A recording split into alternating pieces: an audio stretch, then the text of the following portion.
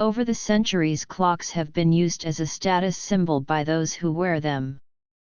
Their precision, elegance, and convenience are just some of the attributes that clocks and watches represent. Often they are bought purely for their aesthetic looks. And at other times they are bought because of their technical attributes, like being precise to the last second or even millisecond.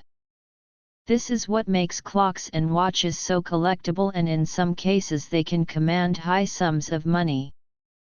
Whether you collect the new high-precision watches or ones that come from a past era, the fact is that over the years this hobby has become a high-turnover business. And collecting watches is in a lot of circles regarded as a wise form of investing.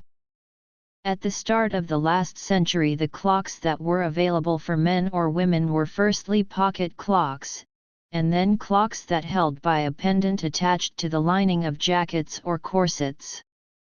The advent of war, industrialization, and the development of the sport activities brought over new trends which extended to not only the way we dressed, but also how we carried our clocks. It is said that it was a nanny who invented wristwatches at around the end of the 19th century, who fixed a clock around her wrist by using a silk band. The first watches to be made were in fact smaller models of pocket clocks that were fitted with a leather strap. Once this product hit the market, newer designs started to be produced based around this same concept. It was Louis Cartier who first made the kind of watches we see today when he created a watch for a flying pioneer hero by the name Santos Dumont. By 1911 this same type of watch was on general sale.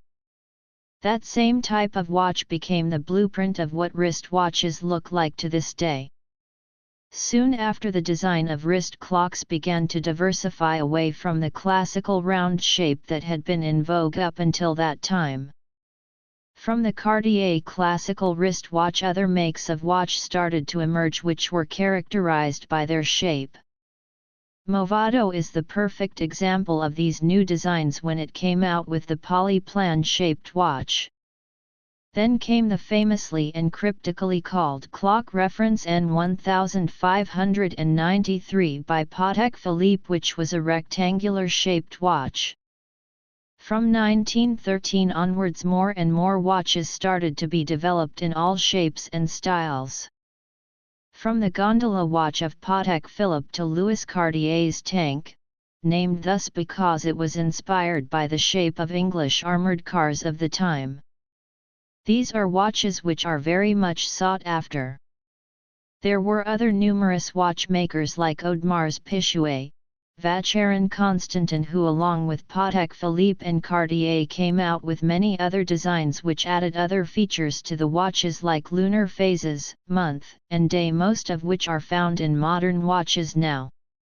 Of course, we could not mention wristwatches without mentioning the most famous of them all, the Rolex watch.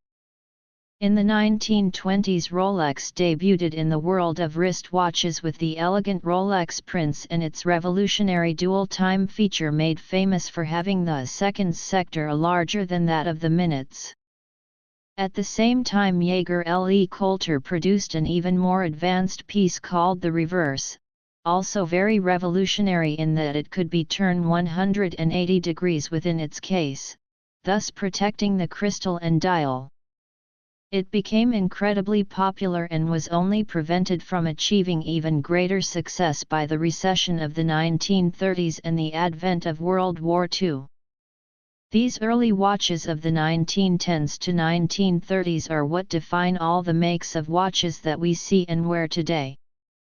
This short article has only scratched the surface of what is a very vast subject which has many more watchmakers with diverse and revolutionary designs.